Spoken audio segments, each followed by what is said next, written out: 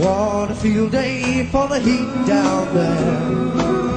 1,000 people in the street, singing songs and they carrying signs, mostly saying hooray for our side. There's battle lines being drawn. Nobody's right if everybody wrong. Young people speaking their mind, getting so much resistance from behind. We got to stop, children, what's that sound? Everybody looks, it's going down.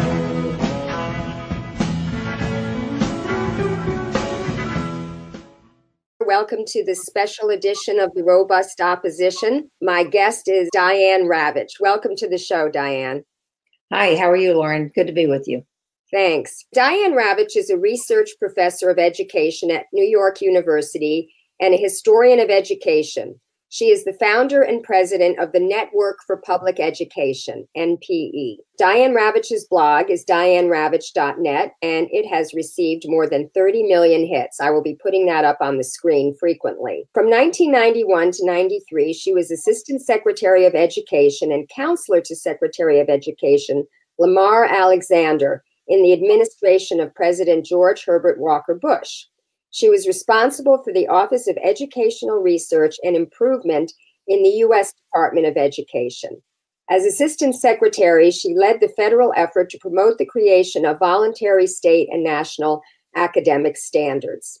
She is the author of the following books: Reign of Error, The Hoax of the Privatization Movement and the Danger to America's Public Schools, The Death and Life of the Great American School System, How Testing and Choice Are Undermining Education, Ed Speak, a glossary of education terms, phrases, buzzwords, and jargon, The Language Police, How Pressure Groups Restrict What Students Learn, Left Back, A Century of Battles Over School Reform, National Standards in American Education, A Citizen's Guide, What Do Our 17-Year-Olds Know, The Schools We Deserve, The Troubled Crusade, American Education, The Revisionists Revised, The Great School Wars, New York City. And those books date from 1974 to 2014. So Diane, you're obviously a major expert on education, but you are well known to have had a complete 180 turn in your feeling about education reform, testing, etc. Why don't you tell us a little bit about your evolution and why this issue is so important to you? Well, there's the long version and the short version, and I'll give you the short version because we only have 45 minutes. I worked in the first Bush administration. At the time, I was supported standards testing, high stakes tests. I was an early supporter of the idea of charter schools. I knew Albert Shanker, who is the president of the American Federation of Teachers, and I liked his idea about teachers starting schools within schools and taking on the highest risk students, the ones who are likely to drop out. It seemed to me to be an exciting idea. So I supported charter schools in the late 80s, early 90s. Then I worked in the George H.W. Bush administration in the early 90s. And I also was at after I left the Bush administration, I worked in several different think tanks. One is based in Dayton, Ohio, called the Thomas P. Fordham Foundation, and that's a very right-wing group. And then there's and the Hoover Institution at Stanford, with the creme de la creme of the conservative intelligentsia. And what happened was that over time, I just began to think none of this stuff was working. I listened, I contributed, I asked questions, and I found myself falling out of step with everybody else, particularly at Hoover, where I was up with and against some of the sharpest minds on the other side. But at that time, I was on their side. So around 2007, I think that's when my disillusionment began. And I started writing a book about my thinking. It came out in 2010 as The Death and Life of the Great American School System, How Testing and Choice Are Undermining Education. And by 2010, when the book was published, I had quit the Fordham Institute and Foundation. I had quit the Hoover Institution. I lost a lot of friends. And I became, at the time, somewhat notorious because people said, oh my goodness, she changed her mind. And I was frequently interviewed by people who asked me, why did you change your mind? And I said, well, I was wrong. That's why I changed my mind. And they said, but no one ever changes their mind. How could you just come out and say, I was wrong? I said, well, I was wrong. All this testing has not improved education. It's made it worse. It's made it formulaic. It's had kids guessing for the right answer, when what we really want to do in education is to have them think about the right question, not the right answer. So I turned against testing. That was a big change for me. I actually turned, and my revisions of even the death and life of the great American school system, I turned against the idea of standards, because I realized that the huge problem in education is not the teachers, it's not the unions, it's not anything, it's not low academic standards, it's poverty. And so wherever you have an affluent district, you have high test scores, and wherever you have an impoverished district and impoverished children and families, you have low test scores.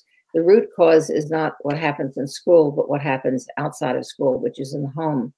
And what I came to realize, and over time, even more so than even when I published that book in 2010, is that we are totally ignoring poverty, and that these people who call themselves reformers, I now call them disruptors, because they're into disruption, not reform. And they have for years said, and Wendy Kopp of TFA has said this, I think, louder than most, and that is that we can fix poverty if we fix schools. We can't fix poverty by just throwing money at the problem, like giving people money and giving them the opportunity to have a decent life. But let's fix schools. And her answer of fixing schools was to send in inexperienced teachers who've had just come out of college and who agree to stay for 2 years. Well, she's been at it for 25 years, and they have very little to show for it other than $300 million in assets. And I became very hypercritical of this idea that we don't have to fix poverty, because we as a nation have one of the highest child poverty rates in the world. And when we compare ourselves to, whether it's to Europe or to Asia, we're comparing ourselves to countries where they do not allow 25% of their children to live in destitute poverty. And in fact, if you raise the poverty bar and say to the federal level, about 50% of the kids nationally are now living in poverty. The desperate poverty is 25%. So we're comparing ourselves to countries that actually care about the born. You know, I look at this abortion debate and I say, all these politicians really say they care about the unborn, but once the children are born, they don't care about them at all. So I think as a nation, we have to care about the born at least as much as we care about the unborn. Well, let's talk about the history of this quote unquote education reform movement. I'm putting in air quotes because we in the anti-privatization movement call it education deform. Tell us a little bit about the genesis of that, some of the billionaires who are behind it, and what you think their real agenda is, because they certainly don't care about the children. I have a new book coming out in January, and my new book, which I've spent the last year and a half working on, is called Slaying Goliath. And Goliath is this so-called reform movement, which is, I've come to realize, is actually not a reform movement at all, because it's about disruption. And so you have people like Mark Zuckerberg, Laurene Powell Jobs, Charles Koch, until recently David Koch, Betsy DeVos, the Waltons. The Waltons have funded 1 out of every 4 charter schools in the country. And initially they said that if they funded charters, and then if they funded vouchers and had kids going wherever they wanted, that there would be this dramatic transformation in education. We now know that, in fact, there's no dramatic transformation other than defunding public education. And I've come to believe that, well, they've moved the goalposts, because now they say test scores don't matter that much. All that matters is choice. But we have not seen the improvement or gains that were promised to us by these billionaires. But they keep on funding the same stuff over and over again without getting positive results. So I've come to believe what they're really about is to persuade the American public not to invest in children, not to invest in alleviating or ameliorating poverty, not to invest in public schools, but rather to allow everybody to, create your own school. They have, the DeVos family and the Waltons and many others on the right have supported the for-profit charters, which are horrible schools because they care more about profit than they do about children.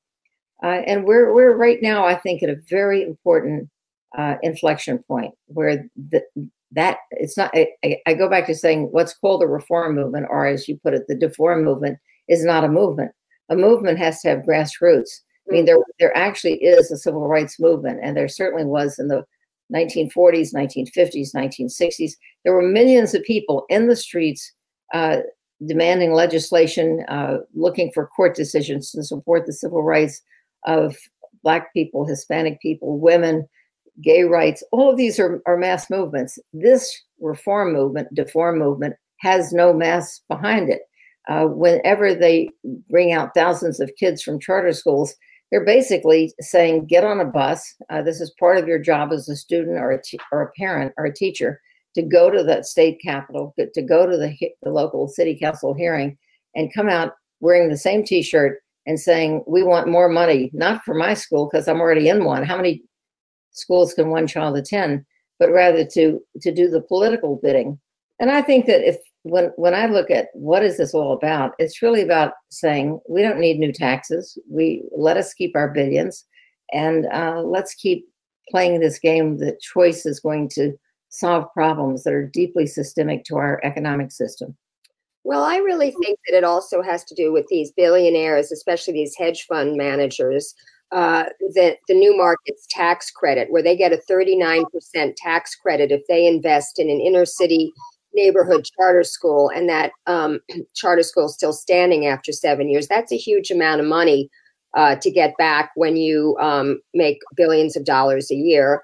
And also, of course, Bill Gates and Steve Jobs, when he was alive, they want to sell in their hardware, their computers, their tablets. And then you have the software companies like Pearson with their testing curriculum and their test prep curriculum. There's a lot of money to be made. And then, of course, on the local level, people, you have these charter school boards that are real estate investors, lawyers. They're not even educators. And they buy the building or they rent the building, and then they get the money, which is part of the laws that we Gavin Newsom finally overturned, is to prevent that conflict of interest.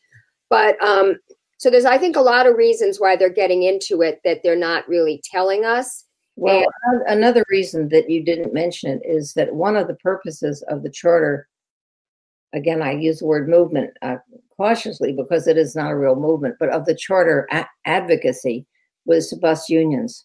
And it's been very effective at that because about 90% of all the charter schools are about some 7,000 charter schools now. And the thing about the sector is it's very volatile. Charter schools open, charter schools close. And we now have something that we've never had in American education before, which is they call themselves public schools. I say they're not public schools, and I have many reasons for saying that. They get public money, but they're not public schools. They have private boards. The boards usually don't live in the community. And we now have something we've never had before, which is corporate chains. Now, in American public education, and I went to public schools in Houston, Texas, from kindergarten through 12th grade. I went to the neighborhood public school. Everybody else went to the neighborhood public school. We knew our neighbors. And now in this new choice era, you may go to a school that takes you an hour to cross town to get there, and you may find yourself in a corporate chain. So that if you have a problem and your parent goes to the school, they'll say, leave the school, go someplace else. And the charters have no responsibility for the children other than to say, if you like the way we do things, that's fine. If we don't like the way you're behaving as a student, we'll kick you out. They have no obligation to the children. And this is why I know that Governor Newsom just this past week urged the passage of a law to require charters to truly accept everyone who applies, because they have a well-earned reputation for kicking out or excluding children with disabilities. And even when they do take children with disabilities, they make sure to take the mildest disabilities, not the more expensive to educate kids with disabilities. So they choose their students, and then they say, but we're a public school. They're not a public school, because whenever they go to court, either on an employee issue or a discipline issue, they say, we're private contractors. We're not state organizations. So they want to have it both ways. They want to get the public money, but have none of the public regulation. And they recoil in horror at the idea of actually being overseen or regulated. And so in most states, they're in a situation, and in California is unusual because there truly is an effort to regulate and cure this kind of out of control, deregulated behavior. But in most states, charters get the money, and then no one ever checks to see how they spend it. And the organization that I'm head of put out a report about a month ago called Asleep at the Wheel. And Asleep at the Wheel is a study of the federal charter schools program, which was started by Bill Clinton during the Clinton administration in 1994. And at that time, the idea was, well, the federal government is going to jumpstart innovation. We'll have all these wonderful, creative, innovative schools. It's now become a slush fund. It's a charter school slush fund. And Betsy DeVos just a couple of weeks ago gave $89 million to KIPP, which is one of the very no excuses, hyper-disciplinary schools. She gave $116 million to another corporate charter chain called IDEA, which is going to open charters across Texas and Louisiana and even in Florida. I mean, if you were to ask me, which you haven't, which are the worst states in the country, the absolute worst is Florida. And Jeb Bush is the puppet master in Florida, and Betsy DeVos has learned a lot of what she knows from Jeb Bush. And the legislature there they have a state constitution that says no money will go to religious schools. They now have enacted 5 different voucher programs, so that money will go to mostly fundamentalist Christian schools where children learn that people and dinosaurs coexisted, because there's no such thing as evolution. Yeah. Well, Florida is one of the worst. Michigan is one of the worst. Ohio is one of the worst. California is horrible because California has so many charters. California proportionally has about 10% of its kids statewide in charters. They come and go. There's been a lot of criminality, a lot of embezzlement. California's gotten a lot of federal funding for charters, and 40% of the charters that were federally funded in California have never opened or closed their doors soon after opening. So this is a program that is riddled with waste, fraud, and abuse. And I was very happy to see that Bernie Sanders recommended that the program be halted. No other candidate has done that. Yeah, I want to talk about Bernie Sanders' platform, because he just released a really good education platform, I think, and I wondered if you would speak on that. And also I wanted to point out, since you mentioned Florida, Joe Biden's brother, Frank Biden, operates a very large for-profit charter chain.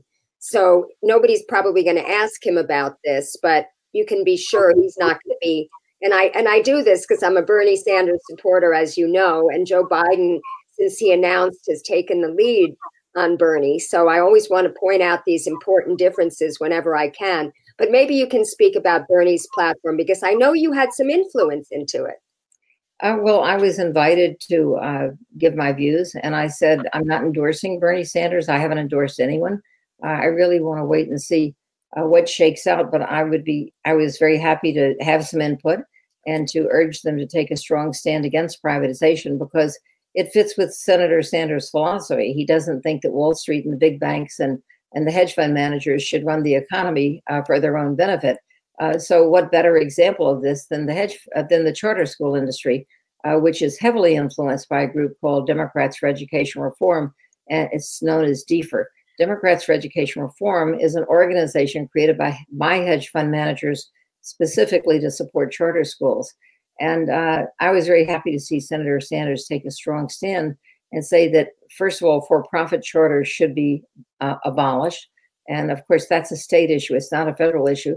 But he also said that there should be no public funding of charter schools until they are accountable and transparent. And it was very clear that he was talking about this slush fund, this federal charter schools program, which currently is giving out $440 million a year, mainly to the corporate charter chains.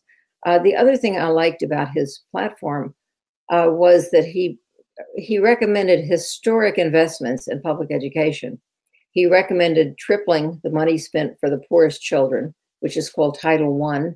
And Title I is the actual title of the federal education aid program. So Title I directs money to poor children, and he recommended tripling that. The other thing was he recommended that every teacher in America should have a starting salary of $60,000. That's dramatic. And the third thing, and this is hugely important, is that he recommended that the federal government should pay 50% of the cost of special education for children with disabilities. This is huge because when special education was authorized by Congress and it became a mandate, Congress at that time, and this was many years ago, Congress promised that it would pay 40% of the cost. So it never paid more than 10 to 15%. And if Senator Sanders' recommendation were implemented today, it would ease the fiscal burden on every school district in America overnight, just by implementing this requirement that Congress pay for what it mandates, or at least pay 50% of what it mandates, since it hasn't paid more than 10 or 12% in the past. So I think it's an incredibly important platform on education, and largely because it's got to force other candidates to grapple with K-12. One of the things I've noticed is I'm on a lot of mailing lists, and so I get emails all the time saying, which issues are most important to you? And it'll list about 10, 12, 15 issues. And it doesn't ever mention education except for college. Sometimes it'll mention pre-K. And if you listen to the candidates, other than Senator Sanders, they will talk about pre-K. They will talk about easing the burden of student loans, which is horrendous and horrible. But they just skip K through 12, which is like the single biggest expenditure in every state in the country, and they don't mention it. And so there is an important role that the federal government should play to help schools and to help kids. And I think that Senator Sanders nailed it. Well, I also want to point out, you mentioned DFER, Democrats for Education Reform. Cory Booker was very instrumental in founding that. And also what he did with the Newark school system was horrendous. So I just wanted to throw that in there. Well, let me tell you, because you may not be aware of this, I learned by reading a pro-DFER book by a guy named Stephen Brill, who's not an educator, but who was writing about these hedge fund managers as being the greatest thing in the world, and he loved DFER, and he described their inaugural meeting. And the first speaker at the first meeting of Democrats for Education Reform was a young senator from Illinois named Barack Obama. So I think that Obama understood that if you want to run for president, this was 2005, you need a lot of money. And when you go where the money is, the money's Wall Street. Right. So he became Wall Street's favorite because he was very supportive of DFER.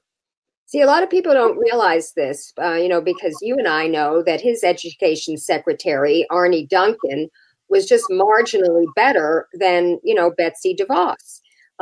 His education secretary, Arne Duncan, was a huge supporter of charter schools. He did more to run down public schools than even Betsy DeVos. He seldom visited a public school.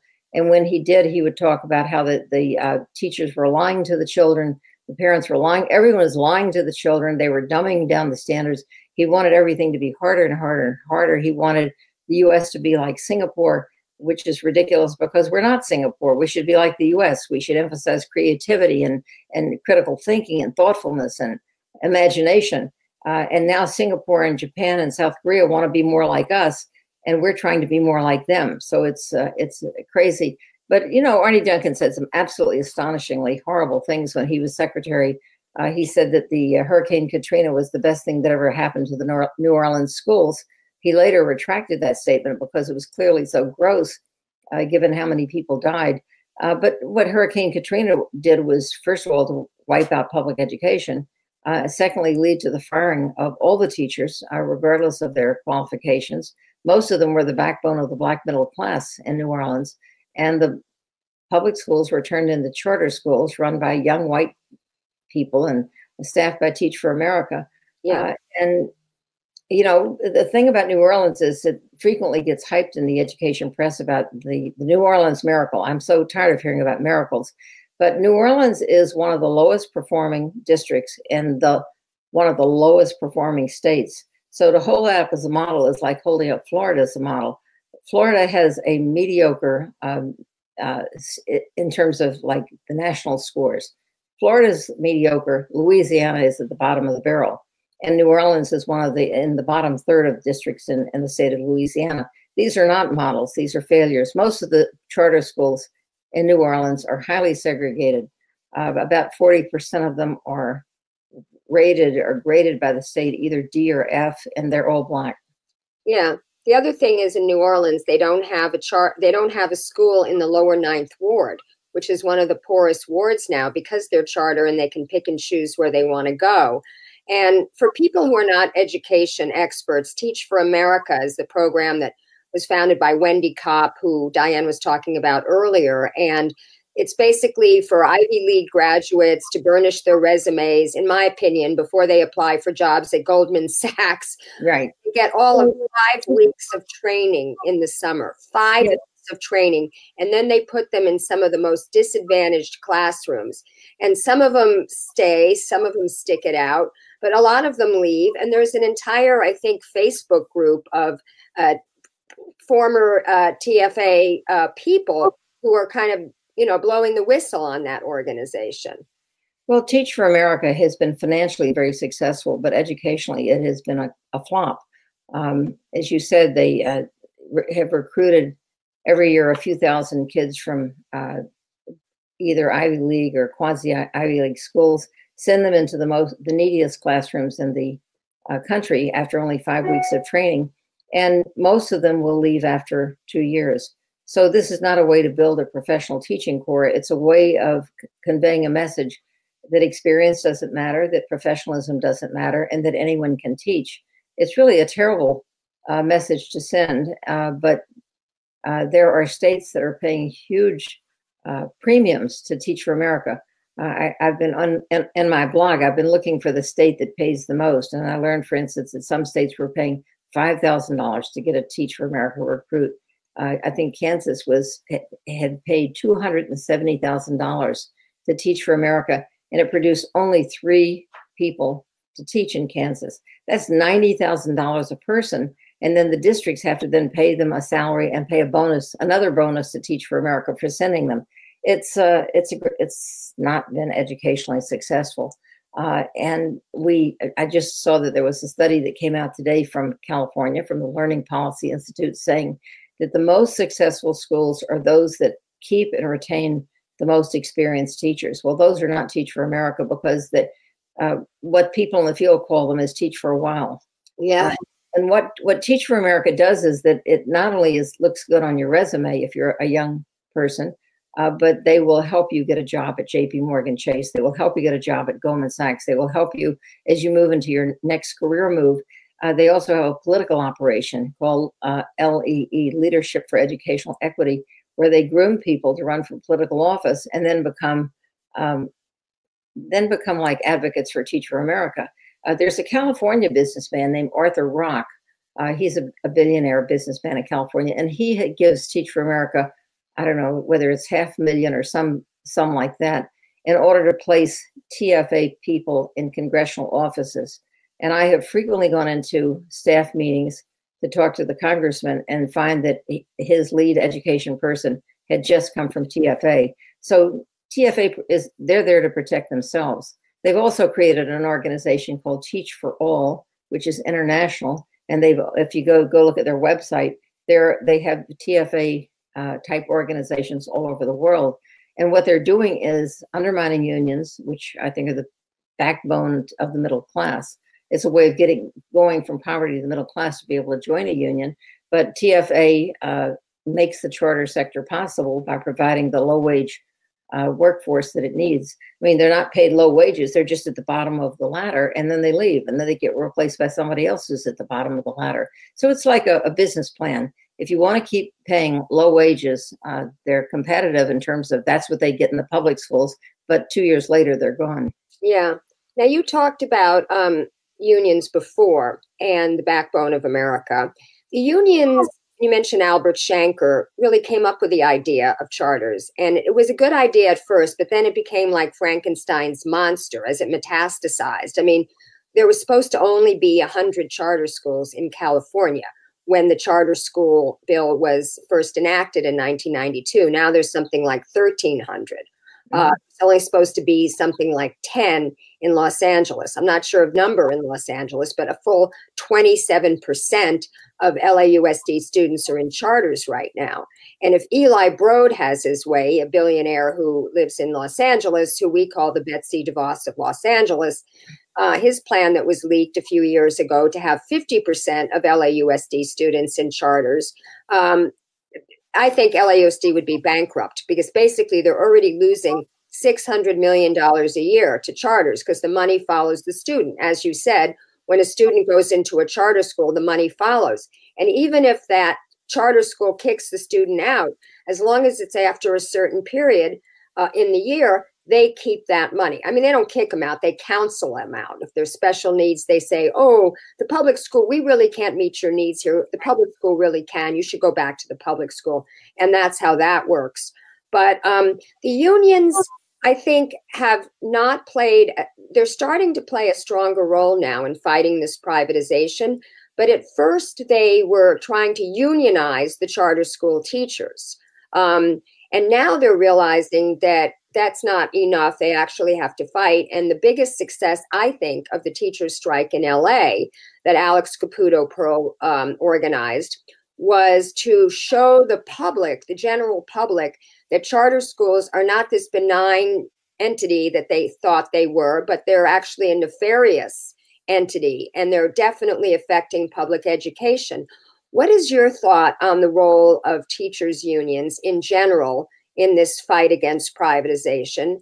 And then a corollary to that question is the Worldwide Socialist website has been criticizing the unions for coming in and settling these strikes before their demands are met. I don't know if you're familiar with their critique, but they said that in the red states, these teachers' strikes were organic from the teachers themselves. They started Facebook groups, and then all of a sudden the unions came in and settled the strikes prematurely.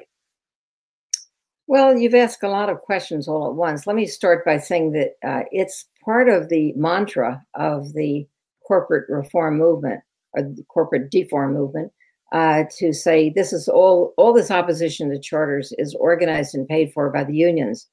I was attacked on Twitter a few days ago by one of the leading lights of this movement, who runs a pro-charter, pro-choice, pro-homeschooling, pro-for-profit, those everything. She's like a think tank for Betsy DeVos non-thinkers. And she claimed that I had purchased my house with union money. Well, this was hilarious because I purchased my house with my own money, and I purchased it in 1988 when I was on her side. So maybe she paid for it. But this is what happens all the time with all the people I know. They're frequently accused of being, you're just a shill for the union. I've been called a union shill again and again, though I have no formal association with any union. I believe in unionism. And what the right has been very successful at doing is demonizing not just teachers, but demonizing unions and saying that unions are at fault for low scores. I mean, there was a PR firm that was being paid by the right-wingers to put up big banners across New Jersey and New York saying that if scores are going down, it's the union's fault. Well, this is ridiculous because, as I said before, test scores are a reflection of family income and family education more than anything else. And I heard this anti-union guy, he runs a center called a program called the Center for Union Facts. And it's all about union bashing. And so I challenged him and I said, if the unions are so terrible, can you name a non-union school district that's very successful? And he was totally stumped. And he said, well, I'm not a researcher. I'm a PR guy. Yeah. Well, because unionism is not related to whether test scores are high or low. Economics and poverty and affluence is what it's all about. And the highest performing states, at least on the National Assessment of Educational Progress, which is our kind of audit, our barometer, the highest performing states, and sometimes in different orders, would be New Jersey, Connecticut, and Massachusetts, all three of them being high union states where the union has unusual power. but you would never look to non-union red states like, say, Mississippi, Alabama, Georgia, Louisiana. These are strictly non-union states, bottom of the basement scores. So there's no correlation. And yet they will continue to say unions bad, anyone associated with unions are bad. And they have done a very effective job of almost completely crushing unionism. And the reason right now that they're very eager to crush the teachers union is that it continues to be one of the strong, the two unions, the NEA and the FT, are among the largest and strongest unions still standing, the public sector unions. They pretty much wiped out the private sector unions, not entirely, but almost completely. And so they want to eliminate the NEA and the FT. And there is one other aspect to this discussion that I think is really important to think about, and you probably are well aware of that, and that's ALEC. ALEC being the American Legislative Exchange Council. This is a group of right-wingers funded by major corporations, funded by people like the DeVos Foundation, the Koch brothers, and you just go down the list of. But if there's a book that I would recommend to you, it's by Gordon Laffer, L-A-F-E-R. Gordon Laffer wrote a book called The 1% Solution: How Corporations Are Remaking America One State at a Time, and it's about the how they have strategically targeted states and implemented ALEC legislation. What ALEC does is it's a bill mill.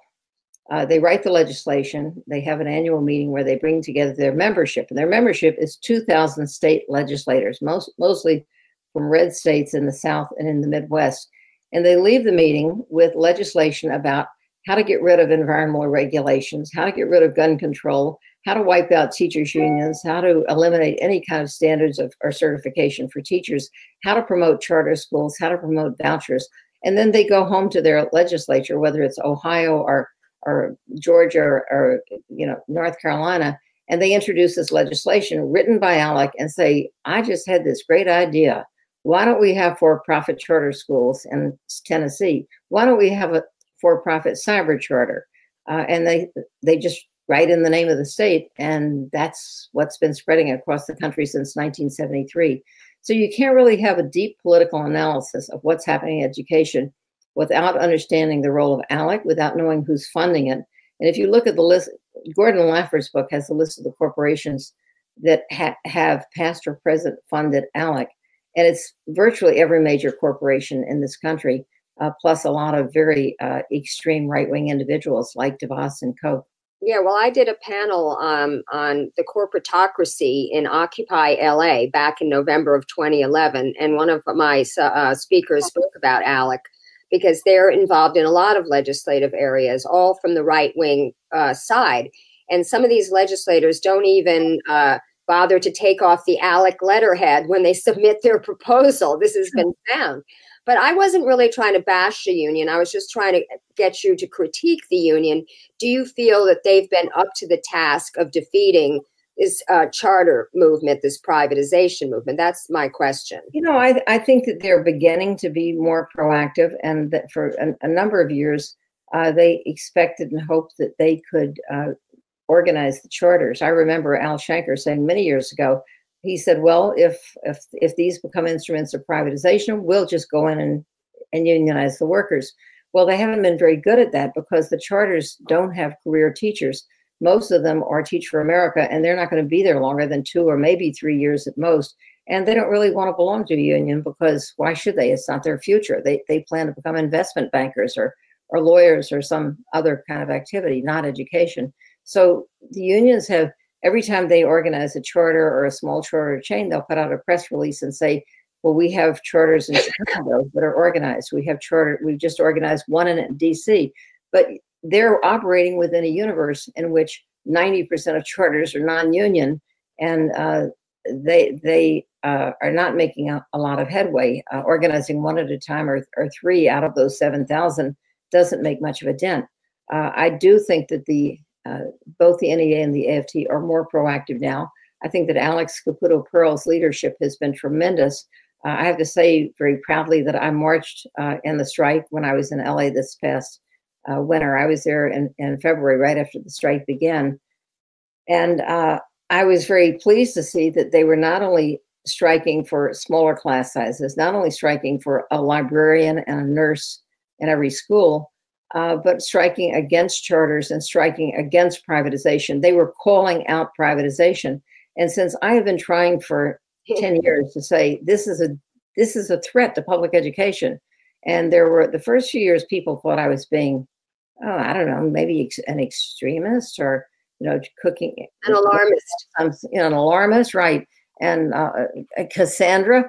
But I think that everything I predicted has come true, that this is, in fact, a privatization movement. And I think that what has made it very difficult for people in blue states like California and New York is you have someone like Governor Jerry Brown, who otherwise I think was a fabulous governor. He had a blind spot about charters because he opened two of his own. Yeah. So he appointed people to the state board who let the charter industry run riot in California. And there was no regulation while he was governor. In New York, we have Andrew Cuomo, who gets huge sums of money from Wall Street, from the hedge fund managers, and he calls himself a champion of charters. So this is very confusing when you have people who say, I'm progressive, I'm a Democrat, and I love charters, when the charter movement is in fact funded by Betsy DeVos, the Koch brothers, the Waltons, and all these right-wingers whose goal is to crush unions and eliminate public education. And they're well on their way in Florida, where they have the most control. And Arizona right now, which is a favorite of the Koch brothers, the governor there is Doug Ducey, and he's and the legislature there have proposed legislation saying that vouchers should be used to pay for out-of-state tuition to private schools. Now, why in the world should the taxpayers of Arizona pay for out-of-state tuition to private schools? Because they just don't like public schools. I think they really, even though they're, think about it. In America, nearly 90% of all children are in public schools. That means it's not just Democrats who are in public schools, it's Democrats and Republicans. And yet the great mystery is how the Republican Party became the party of I hate public schools, because most of their own children are in public schools. And it's all about money. So if you want to raise money and run for president, you look to the same right-wing sources, or if you're a Democrat, you can call yourself progressive, but if you're getting your money from hedge fund managers, you're going to be like Cory Booker and be very, obedient to and obeisant to the charter, to the hedge fund people. Well, I feel that it's bipartisan. This is a movement which is neoliberalism, which is the idea that the private sector can do things better than the public sector. And we've seen this in many spheres. They are trying to privatize the post office so that UPS and FedEx can take over. And they, too, have been a large employer, bringing African Americans into the middle class. They've privatized the military to an extent with mercenary companies like Blackwater. They've privatized healthcare with health insurance. And the problem is the goal of private industry, the goal of capitalism, is to make money, not to provide the public service. And oftentimes it goes against providing the public service. For instance, in healthcare, an insurance company makes more money by denying claims. In fact, on the balance sheet, when they pay out a healthcare claim, it's called a medical loss. And that is antithetical. If your goal is to provide healthcare, you don't put a private company who makes money from denying healthcare in charge of it. So in general, I think we have to overcome 40 years of neoliberalism and take back, housing too. Blackstone Group is now the largest landlord in America. It's a commercial landlord. So similar to these corporate charter chains, after the housing collapse, which was caused by groups like the Blackstone Company and other Wall Street firms, they caused all these foreclosures, people to lose their homes. They swept in and bought these homes at very reduced rates, and now they're landlords. And they're securitizing the rental agreements in the same way that they securitize the mortgages.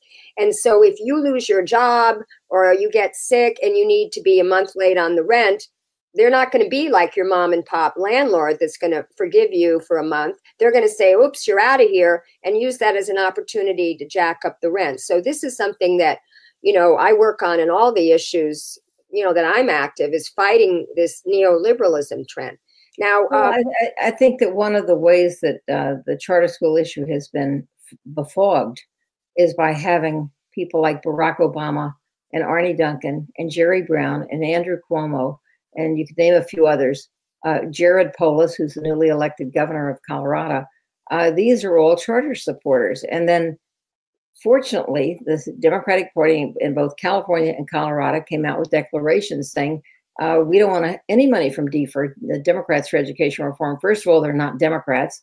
And secondly, their idea of education reform is privatization, and we support our public schools. By the way, the Ohio State Democratic Party just recently adopted a resolution opposing privatization, opposing charters.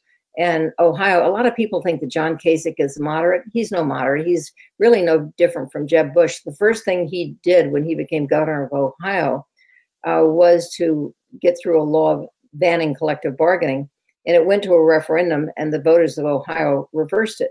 What I find, my new book, which is coming out in January, focuses on the resistance. And so I want to end on a hopeful note. What I have found is that people are beginning to understand that there is public education. I'm not speaking about schools. I'm saying the public is finally getting educated by the fact that billionaires are behind this, that this is not for their children, that this is not for the public sector, it's not for the common good, that for-profits are a ridiculous idea. Why should education be run for profit? It means that kids are being cheated while the people running the school are making money.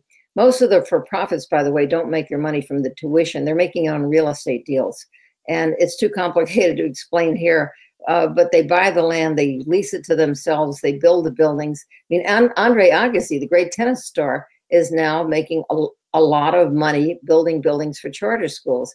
And he's in cahoots with a California investment company, and they build charter schools across the country and make a lot of money.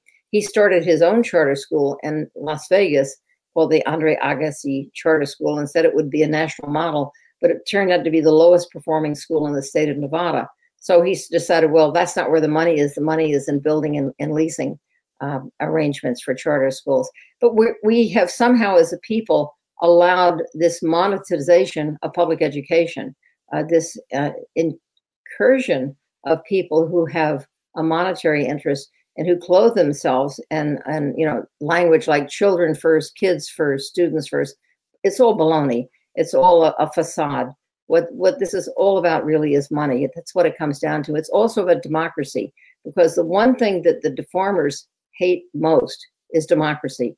Every time they come up with a proposal, whether it's for charter schools, state control, mayoral control, what they're really saying is we can't trust the local people to make decisions. So we need an emergency manager. We need someone who will take over the Detroit schools and have dictatorial powers.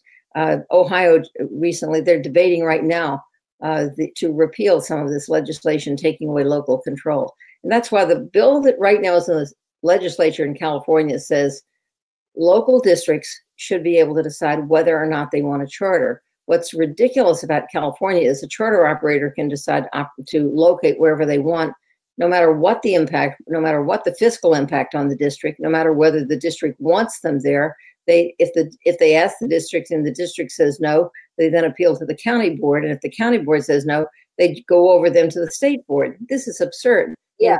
If someone wants to open a charter school in Los Angeles, they should have the approval and the supervision of the Los Angeles district. Yeah, I want to read that bill because we got word, Mike Hutchison, who I've had on my show from the Oakland Public Education Network, put this out late last night on Facebook, that he got word that this bill is being heard today in the legislature, and that's AB 1505. And it basically says that a charter school's authorization, renewal, and appeal would be made by the affected school district's governing board.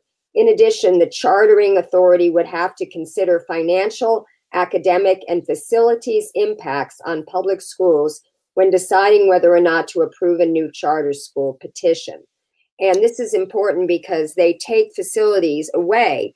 We also have in California Prop 39, co-location, where they say that an empty classroom, if there's an empty classroom, you can give up the school over to space to a charter school. But they count cafeterias, they count computer labs, they count music rooms as empty classrooms. So one of the things that Jackie Goldberg wants to do, and fortunately she just won her election to the school board here in Los Angeles, is lobby on the state level to reform Prop 39, but people have to call their representatives today, and I will put this link up in the comments, that they must vote for AB 1505. And AB 1507 already passed, and that would prohibit a charter school from being located outside the physical jurisdiction of the chartering authority, which is currently the county. And later this week, AB 1506 is going to come up, which basically establishes a cap on the number of charter schools that can operate statewide. And as I mentioned, you know, it was supposed to be 100. Now it's 1,312. 27% of LA students are in charters. 34% of Oakland students are. 89% of Agua Dulce, which is San Diego County, and 20% of Sacramento. And those Sacramento teachers may be going on strike as well. But can I ask you one more question about segregation before you go? Sure. Okay, so at the NPE conference where I interviewed you the first time in 2017, the keynote speaker was that woman who won the MacArthur Genius Grant. I keep forgetting her name. Nicole Hannah-Jones. Right, and her whole scholarship is based on integration as being the major thing that is the only thing that's ever been effective in closing the gap between test scores of whites and minorities. And the smallest that gap ever was in 1988, which was the height of busing. Now, we know that busing, you know, there was a big blowback against busing from both sides, from whites and from African Americans.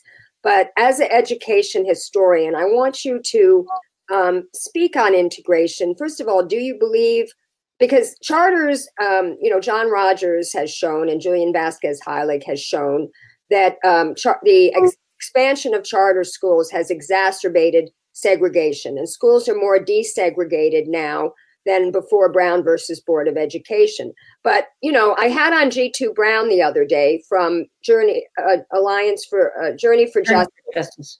Right. And they don't talk about integration at all. They talk about community schools and making sure that public schools are fully funded, which of course they should be. I also think they should take it away from the property tax. But what do you think about this idea of integration? It also helped whites, apparently, because it lessened racism. Okay, so here's what you should do. There's a new book by Rucker Johnson, who's a professor at Berkeley, and it's called Children of the Dream, Why Integration Works. And he gives the history of segregation and integration and how the courts forcefully supported integration and how they then backtracked, and why there was not just test scores went up and the gaps closed, but he did longitudinal studies and said that the Black children who had gone to integrated schools had lifelong benefits. They were more likely to graduate high school, more likely to enter college, more likely to finish college, and more likely to have good income, more likely to have a healthy lifestyle. And these benefits and advantages were passed on to their children. I want to close because I have to run, but I just want to close with this story, which was all over the news in the last 24 hours, about the richest Black man in the world, Robert Smith, who told the graduating class at Morehouse College in Atlanta, he surprised them by saying, I'm going to pay, he's worth $5 billion or $6 billion.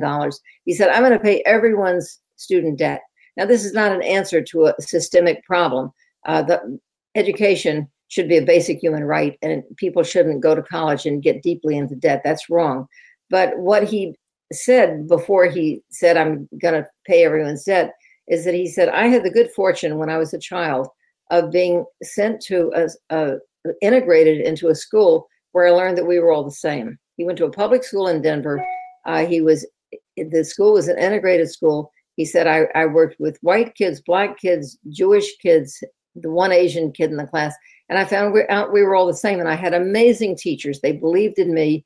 And, you know, this is, if you look at the early part of his speech, and I quoted it on my blog when I posted it at about midnight last night, it was a great tribute to public education. And this is the great thing that public education promises.